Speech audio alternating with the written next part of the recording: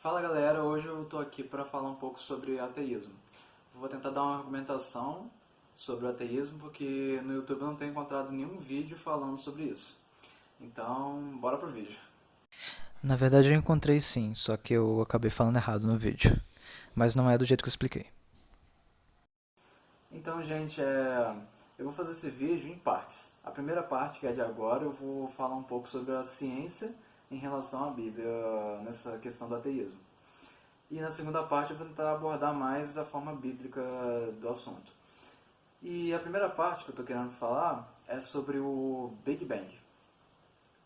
Que no caso, o Big Bang, se você for, se você for procurar sobre ele, você vai ver que toda energia, toda massa, tudo que foi criado no mundo foi originado do Big Bang. Só que isso está bem fora do que nós cristãos acreditamos. E provar esse fato assim, sendo sem a ajuda de um Deus, é bem complicado, porque então você pensa assim, 8 bilhões no caso agora, 8 bilhões de pessoas, e essas 8 bilhões de pessoas foram originadas disso? Não. 8 bilhões de pessoas, milhares de planetas, como a NASA diz, várias galáxias. É bem complicado uma energia assim ser feita a partir do nada, tipo uma explosão concentrada em um lugar ser feita do nada. Isso é bem complicado. E muitos cientistas, eu inclusive li alguns artigos, muitos cientistas já descartam a ideia de que o Big Bang seja realmente uma teoria eficaz, porque não tem como você pensar nisso sem ter alguém para criar aquilo. Nesse início de vídeo eu tô com muito cara de bobo e eu tô falando muito devagar, então não repara. Eu sei que é irritante, mas não repara. A próxima parte agora é sobre física quântica.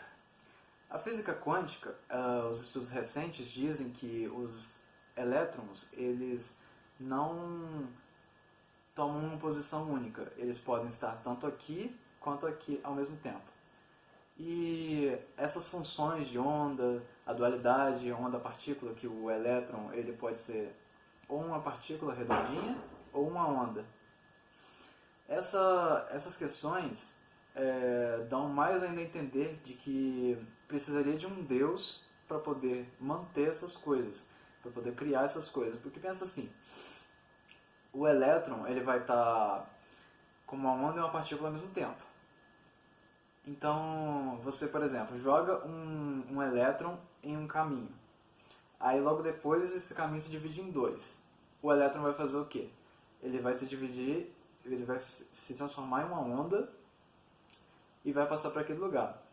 Pensa assim, como que isso poderia acontecer sem um Deus? Como que isso assim seria possível até para a mente humana pensar?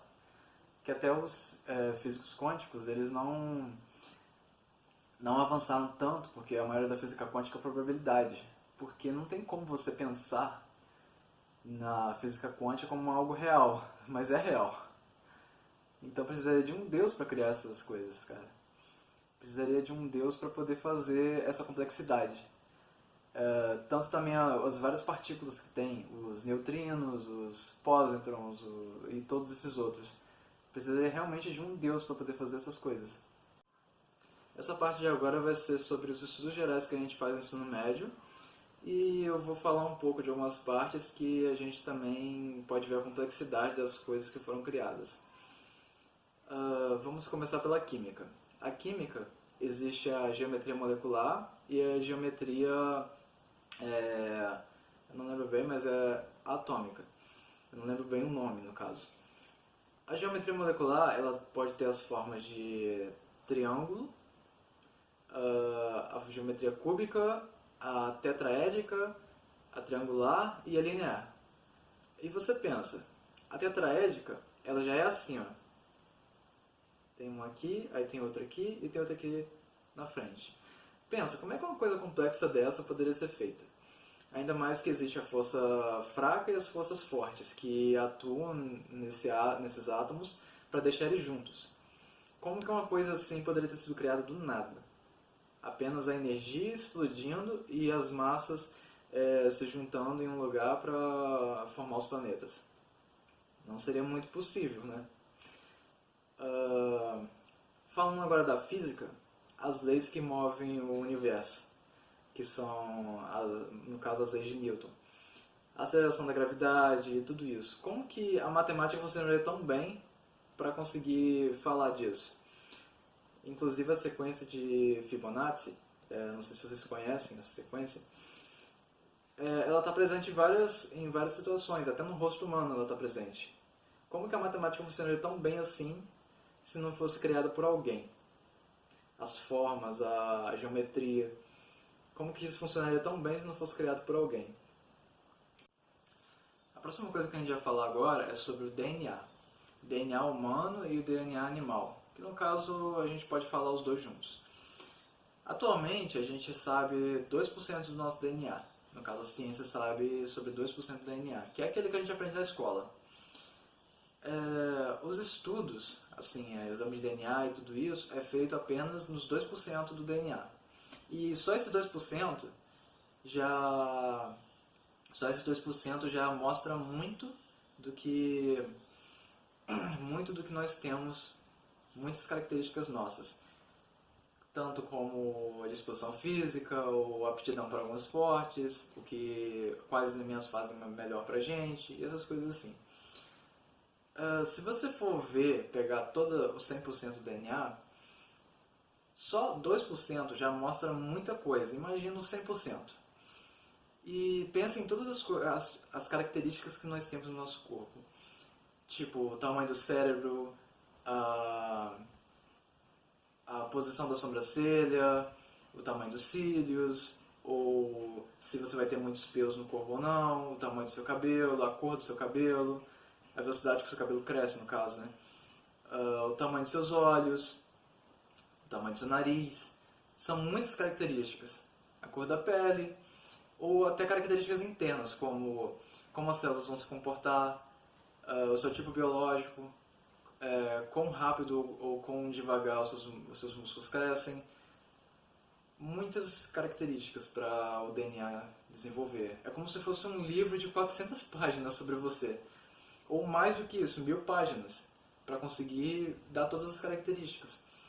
E eu tenho muita dificuldade de acreditar que isso tenha sido apenas pela evolução. Eu tenho muita dificuldade de acreditar que só com a evolução a gente desenvolveu tantas características que podem ser descritas em um DNA só. Eu tenho muita dificuldade de acreditar. Ainda mais que as teorias, o que teorizam, é muito complicado.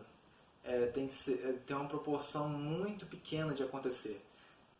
Tipo a teoria de que no início de tudo um organismo ou vários organismos se originaram ao mesmo tempo e que esses organismos foram se juntando molécula com molécula e que esses organismos também se originaram de vários raios que caíam na água e esses raios que caíam na água formavam a junção dos átomos.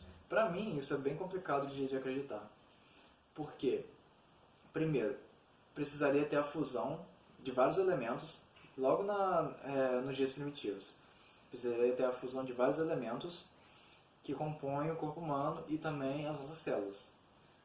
E para ter essa fusão seria bem complicado, porque precisaria de um calor enorme, assim como o do Sol, do próprio Sol. Aqui eu esqueci de mencionar que na teoria real a Terra era quente no início. E então desconsidera a parte que eu falo, que precisava ter a fusão dos elementos. Que funde hidrogênio, que funde hélio e hidrogênio. Já seria complicado, no caso ao contrário, hidrogênio e hélio. Já seria bem complicado para fundir esses elementos. Mas vamos considerar que não fundiu os elementos já estavam aqui.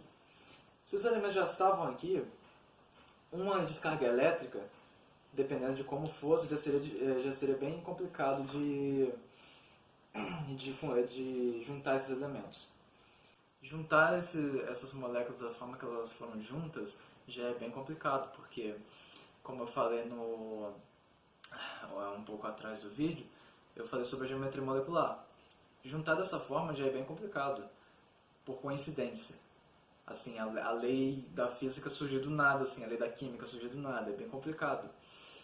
E existe também a teoria da simbiose, que as mitocôndrias, que a estrutura delas parece como uma célula. As mitocôndrias se originaram por uma simbiose, de uma célula entrar dentro de outra para ajudar. Uma que tem uma que faz fotossíntese e outra que não. Pense assim, não havia uma certa inteligência das células para poder fazer aquela troca, aquela não havia um DNA assim muito bom para poder fazer essa troca de célula entre célula, uma simbiose. E pensa assim, como é que a célula maior não devoraria a menor? Tem também a questão do DNA, só que um DNA complexo de mais de 400 páginas, 1000 páginas, como eu acabei de explicar, como que ele poderia ter sido desenvolvido tão rápido assim? E com a informação de que a célula maior não poderia devorar a célula menor e de que elas deveriam trabalhar juntas. Como que isso aconteceu? Sem a interferência divina. Agora vai ser a parte em que a gente vai começar a falar sobre a Bíblia. Eu falei durante esse vídeo todo sobre a ciência e falando sobre onde Deus poderia estar em todos os lugares. Porque por quão complexo são as descobertas da ciência e a cada descoberta a gente vê cada vez mais de que precisa mesmo de uma interferência divina para poder ter criado o universo. E agora a gente vai começar a teorizar isso na Bíblia. A juntar algumas coisas com a Bíblia para ver se isso realmente vai encaixar. Vamos lá então. No princípio criou Deus os céus e a terra, e se você for ver no texto hebraico, diz lá que a terra era sem forma vazia. Esse era no hebraico pode ser também estava, ou era, ou ficou sem forma vazia. Então nisso você pode ter uma teoria que foi desenvolvida que diz que Deus tinha criado a terra antes daquela criação ali que é relatada na Bíblia, só que na queda dos anjos, que foi antes de Gênesis 1, a terra foi corrompida e ficou sem forma e vazia, toda escura, sem luz nem nada. Então Deus teve que recriá-la, ou melhor, consertá-la. Essa teoria ela tem uma base muito forte, que é logo nos 6 dias, se você for ver, não teria muito tempo nesses 6 dias para que os anjos se rebelassem e nessa rebeldia o diabo logo fosse lá e tomasse posse da serpente e tentasse Eva. É bem pouco tempo. Mas essa teoria também pode ser quebrada por uma outra teoria que eu vou falar logo na frente. Mas, falando sobre isso, sobre a Terra era sem forma vazia, tem uma outra parte também que não especifica sobre ter vários continentes na Terra. Quando Deus tirou a água e fez a parte seca. Lá não diz as partes secas, diz a parte seca. Então, nisso a gente pode fundamentar a Pangeia. A Pangeia pode ser fundamentada nessa questão aí. Então, uma parte já foi, a Pangeia. Pelo menos essa a gente pode encaixar na Bíblia. Não com toda certeza, porque tudo isso que eu estou falando aqui é uma teoria em relação à Bíblia, é tudo teoria. Outra coisa que a gente pode fundamentar também é que houve um distanciamento entre os dias da criação, porque no texto original não diz primeiro dia, segundo dia, terceiro dia, quarto dia, quinto dia. Diz um dia, 2 dias, 3 dias, 4 dias, 5 dias. Tipo, 5 dias da criação, não diz quinto dia da criação. Então, é como se Deus estivesse contando os dias que Ele usou para criar as coisas na Terra. Então poderia ter uma distância entre o primeiro e o segundo dia de, 1000 anos, ou talvez apenas de alguns minutos. Poderia ter uma distância. E a partir dessa distância a gente pode fundamentar que talvez algumas coisas da ciência não estejam erradas. Como por exemplo aquela questão dos dinossauros e usar o carbono 14 para datar e a data ficar, sei lá, com bilhões e bilhões de anos, talvez não seja ruim pensar em todas as coisas da ciência, talvez fundamentadas na Bíblia. Só que como eu disse, tudo teoria. Não tem nada assim muito comprovado, mas a Bíblia abre esses pontos para a gente poder explorar. E uma coisa também que eu queria falar é sobre a linguagem figurativa que tem na Bíblia e que muita gente não entende. Por exemplo, no Apocalipse. No Apocalipse, existe uma linguagem figurativa muito forte, ainda mais sobre aquela águia que fala, ou dragão que aparece lá na Bíblia, animais com rostos de seres humanos. Mas então, essa linguagem figurativa que tem na Bíblia, ela aparece em várias partes. Nos livros poéticos, no Apocalipse, às vezes até em alguns livros históricos. O povo de antigamente gostava de usar essa linguagem figurativa porque era uma coisa que todo mundo entendia, porque é a exemplificação do que a coisa é. E no Apocalipse já é outra coisa, por exemplo. No Apocalipse são figuras que você precisa interpretar, que foram usadas, por exemplo, a linguagem figurativa de Apocalipse que você vai ter que interpretar para poder encontrar o que realmente foi profetizado ali. Porque naquela época, João, que estava numa ilha isolado, ele não poderia escrever coisas muito diretas, porque para ele mandar aquelas coisas que ele estava escrevendo para outras pessoas, ele precisaria não escrever sobre Deus ou coisas do tipo assim. Ele precisaria escrever de uma forma muito, muito figurativa para que os judeus entendessem.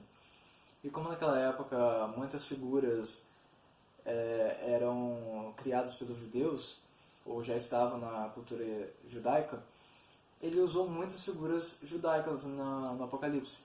E isso é um exemplo de figuras que tem na Bíblia. Eu já vi gente argumentando comigo que a Bíblia não é real por causa dessas figuras, tipo um pássaro falando que não é possível isso acontecer. Mesmo que não fosse só figura, Deus poderia muito bem usar um pássaro para falar, porque ele tem o poder para fazer isso, ele é onipotente. É uma demonstração de que Deus pode parar o tempo, pode voltar o tempo, e muitas outras coisas. Ele tem um poder muito grande. Só que a maioria das pessoas não vê o poder dessa forma. Pensa em um super-herói que você vê nos quadrinhos. Deus tem o poder de todos os super-heróis misturados. É como se fosse isso. Então, gente, foi esse o vídeo. Eu espero que vocês tenham gostado. Eu espero também que a informação tenha sido útil. E se eu falei alguma coisa que estava errado, ou coisa assim, em relação a alguma coisa que esqueci e tal, ou que eu confundi, me fale nos comentários, por favor. E é isso. Muito obrigado e até mais.